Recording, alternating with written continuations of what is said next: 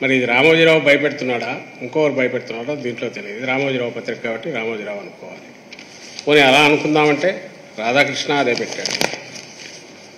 దీంట్లో కూడా ఎక్కడా లేదు, ఎవరిచ్చారో లేదు ఈ భయపెట్టే ప్రకటన. కింద చంద్రబాబు ఉన్నాడు కాబట్టి ఈ గుర్తులు ఉన్నాయి కాబట్టి ఇది వీళ్ళు ఇచ్చారని అనుకోవాలి.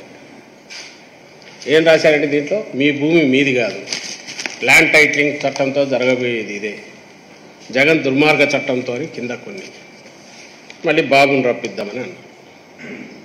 వీళ్ళ దిక్కుమాలిన దీనిల కోసం ఏ రకంగా ఎక్కడికి జారుతుపోతున్నారనేది చూడాలంటే ఇది ఒకటి. దీంట్లో ఇచ్చారు, ఇది జనరల్ పత్రిక ప్రకటన.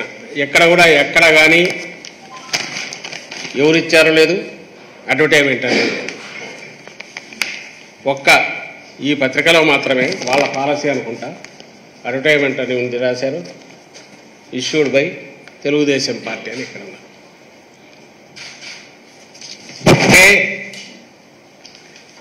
నేను ఇదే దీంతోనే ఎందుకు మొదలు పెడుతున్నా అంటే, ఒకటి దీంట్లో ఉన్న కంటెంట్, వీళ్ళు మనుషుల పిశాచాల రాక్షసులు కూడా కాదు, ప్రజల జీవితాలతో ఎందుకు ఆడుకోవాలనుకుంటున్నారు, ప్రజల జీవితాలతో రాష్ట్ర ప్రజల జీవితాలతో ఏమాత్రం ఎంతో కొంత ఆస్తి ఉన్నా స్థిరాస్తి ఉంటే వాళ్ళను భయపెట్టి భయభ్రాంతులను చేసి వాళ్ళు అనుకున్న రకంగా ఏదో సాధించాలనే దాంతో ఆ దుగ్ధతో ఇలా చేసినారని ఇక్కడ అర్థమవుతుంది. మీకే గమనిస్తున్నారు తోడేళ్ళు పైన కిందేమో కూటమి అధికారంలోకి రాగానే ల్యాండ్ టైటిలింగ్ యాక్ట్ చట్టం రద్దు, కింద చంద్రబాబు ఫోటో. వీళ్లకు సిగ్గు శరము ఉంటే వీళ్ళు నిజంగా ఒక రాజకీయ పార్టీ అయితే ఇదే పద్ధతి ప్రజల్లోకి వెళ్ళడం. ల్యాండ్ టైటిలింగ్ యాక్ట్ అనేది ఏదైతే ఇప్పుడు వీళ్ళు అన్నట్టు నిజంగా రద్దు చేసేదైతే, ఈ ల్యాండ్ టైటిలింగ్ యాక్ట్ బిల్లు పెడుతున్నప్పుడు ఎందుకు దాన్ని తెలుగుదేశం పార్టీ సపోర్ట్ చేసింది? At the cost of repetition. మళ్ళీ నేను కొద్దిగా చూడండి, మీకు చూపాలి. ఎందుకంటే ఇది చూడగానే ఖచ్చితంగా ఫోన్లు వస్తున్నాయి, ఏమో జరిగిపోతుంది. దీనికి శిక్ష వేయాలని కూడా ప్రజలు ఆలోచించాలి. ఇంతటి అబద్ధాలు, ఇంతటి పైశాచికత్వంతో అడ్డగోలుగా అబద్ధాలు, విష ప్రచారం, భయాందోళనకు గురి చేసి భయభ్రాంతులను చేసే దానికి దిగజారితే, అది కూడా మళ్ళీ ఒక అడ్వర్టైజ్మెంట్ అని రాసుకోవడం కూడా లేదు. ఇది నైతికంగా ఇంకో రకంగా అంత అది చాలా పెద్ద మాట. వీ కాంట్ ఎక్స్పెక్ట్ ఇలాంటి దిగజారుడు బురదగుంటలో లేదా సెప్టిక్ ట్యాంక్లో పడి దొర్లుకునే చంద్రబాబు నాయుడు కానీ ఆ ముఠా కానీ వాళ్ళకి అంత అదేదో పెద్ద ఉదాత్తమైన మాటలో హితవు చెప్పడం అనేది పనికొచ్చేది కాదని దీనిని చూస్తే అర్థమవుతుంది. ఎందుకంటే వాడి ఆలోచనలే పిశాచాలకు వచ్చేటివి, ఆలోచనలే సెప్టిక్ ట్యాంక్లో బతికే జీవులకు వచ్చేవి. సివిలైజ్డ్ దీంట్లో ఉండేవైతే ఎవడన్నా ఇట్లా ఇస్తాడండి? మళ్ళీ ఇచ్చిన దాంట్లో మేము ఇచ్చామని చెప్పుకునే ఇది కూడా లేదు. ఎందుకంటే ప్రజలను మిస్లీడ్ చేయడమే, ప్రజలను మిస్లీడ్ చేసి భయభ్రాంతులను చేసి మళ్ళీ అది మేము చేశామనే మాకు సంబంధం ఉందని చెప్పుకునేపాటి ధైర్యం కూడా లేకుండా వాళ్ళు అనుకునే ప్రచారం కిందికి వెళ్ళాలి, చాప్ కింద నిలబడి జనం భయపడాలి. భయపడి జగన్మోహన్ రెడ్డి గారికి వేయొద్దు, చంద్రబాబు నాయుడు మళ్ళీ తెచ్చుకోవాలి. మరి అలాంటప్పుడు ఈ బిల్లు పెడుతున్నప్పుడు 2019 జూలై ఒకసారి పెట్టు పయాలకేశ్వరి పెట్టు, ఇది ది కాస్ట్ ఆఫ్ రిపిటేషన్ మొన్న చూపించాను, మళ్ళీ చూపిస్తాను. అయితే మంత్రి గారు చెప్పినట్టు లక్ష్యాన్ని చాలా స్పష్టంగా చెప్పారు. ఇవాళ భూమి కొనాలంటే భయపడేటువంటి పరిస్థితులు ఉన్నాయి. అది నిజమైనటువంటి టైటిల్, డిస్ప్యూటెడ్ టైటిల్ అనేటువంటిది ఈ పరిస్థితుల్లో ఈ బిల్లు రావాల్సినటువంటి అవసరం ఉందనేటువంటిది భారతదేశ ప్రభుత్వం కూడా గుర్తించింది. ఇది నీడ్ ఆఫ్ ది అవర్.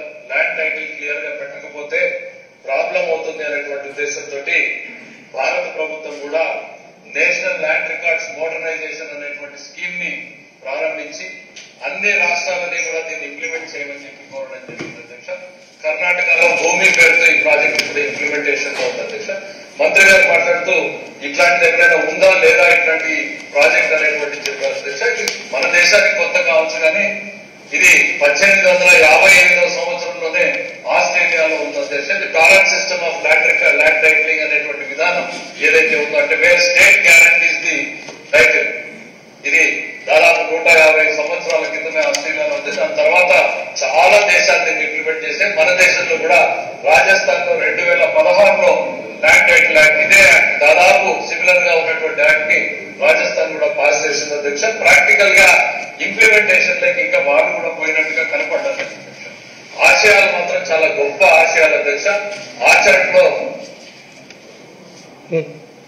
ఈ ప్రభుత్వం కాదు అధ్యక్ష, ఎవరు చేపట్టినా కూడా చాలా సమస్యలతో కూడుకున్నటువంటిది, చాలా కాంప్లికేషన్ తో కూడుకున్నటువంటిది.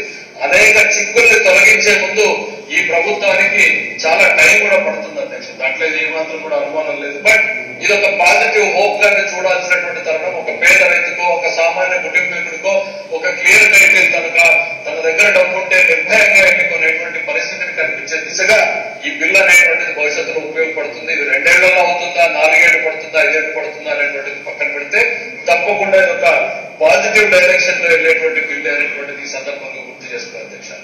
పత్రికల్లో కూడా అధ్యక్ష ఏం చెప్పారండి ఇక్కడ? ఇది 2019 జూలై 29వ తేదీ ఈ బిల్లు ఆమోదించింది శాసనసభ. ఆ టైంలో శాసనసభలో ఇది జరిగినప్పుడు 13 మంది ఉన్నారు. అందులో అచ్చెన్నాయుడు ఉన్నాడు, మిగిలిన వాళ్ళంతా ముఖ్యమైన నాయకులందరూ వాళ్ళు ఉన్నారు. అండ్ కౌన్సిల్లో వచ్చినప్పుడు నారా లోకేష్ ఉన్నాడు, మిగిలిన నాయకులు ఉన్నారు, వీళ్ళందరూ దాంట్లో ఉన్నారు. ఇది పూర్తిగా శాసనసభ ప్రతిపక్షం ఆమోదించి, మీరే విన్నారు, ఇది చాలా టైం కొంత పట్టొచ్చు, దీనికి ముందు చేయాల్సినవి సమస్యలతో కూడినది అని. ఎస్, అందుకోసమే జగన్మోహన్ రెడ్డి గారి ప్రభుత్వం భూ సమగ్ర సర్వే చేపట్టింది. భూ సమగ్ర సర్వే అంతా జరిగి, ఎందుకంటే only documents land titling act తెచ్చితే ఉపయోగం ఉండదు. ల్యాండ్ ఒకరి చేతిలో ఉంటుంది, ఇది ఇంకొకరి చేతిలో ఉంటుంది. ముందు ఓనర్ను ఫిక్స్ చేసుకుంటూ వచ్చి అది ఫైనలైజ్ అయ్యాక డిస్ప్యూట్స్ ఏమైనా ఉంటే దాన్ని కూడా సపరేట్ పెట్టి ఇవన్నీ అయిన తర్వాత ఫైనల్గా అంతా అయిపోయాక ల్యాండ్ టైటిలింగ్ యాక్ట్ వస్తే దానికి ఏదైతే ఆ యాక్ట్ దేని మీద అయితే ఇచ్చేయాలనో ఆ భూములకు సంబంధించి ఒక స్పష్టమైన చిత్రం ఉంటుంది. కాబట్టి ఇంప్లిమెంటేషన్ అనేది షూర్గా సక్రమంగా పర్ఫెక్ట్గా జరుగుతుంది. ఓనర్కు పూర్తి దాని మీద రైట్ ఉంటుంది. అక్కడి నుంచి జరిగే ప్రతి డివిజను, సబ్ డివిజన్లన్నీ కూడా దాంట్లో రికార్డ్ అవుతుంటాయి. ఇదే ఆలోచన. సో భూముల సమగ్ర సర్వే అంతా పూర్తి, అది పూర్తి అయిన తర్వాత ల్యాండ్ టైటిలింగ్ యాక్ట్ వస్తే సింగిల్ విండో లాగా 10 యాక్ట్లు ఇప్పుడు అప్లై అయ్యేది కాకుండా ఒక సింగిల్ దాని మీద ఎవరైనా ఆస్తి కొంటే కొనేటప్పుడే దాని ఇవి తెలుస్తాయి, ఏమైనా ప్రాబ్లమ్స్ ఉన్నాయా, లిటిగేషన్ ఉన్నాయని. కొన్న తర్వాత నిశ్చింతగా ఉండొచ్చు, ఎందుకంటే ఇంకా దాన్ని ఎవరు ఏమీ చేయలేరు. ఇప్పుడు మాదిరి ఇప్పుడు రికార్డులో ఒక రికార్డులో ఒకటి ఉండి, ఇంకో దగ్గర రిజిస్ట్రేషన్ చేయడానికి వీలుగా ఎంఆర్ఓ ఆఫీస్లో ఒకటి ఉండి, కింద అడంగల్లో ఒకటి ఉండి, పైన రిజిస్ట్రేషన్ ఇంకో పేరు మీద డబుల్ రిజిస్ట్రేషన్, ట్రిపుల్ రిజిస్ట్రేషన్, దీనికి స్కోప్ ఉండదు. మా నమ్మకం నువ్వే జగన్, మా నమ్మకం నువ్వే జగన్, మా నమ్మకం నువ్వే జగన్, నమ్మకం నువ్వే జగన్, నమ్మకం నిన్నే జగన్.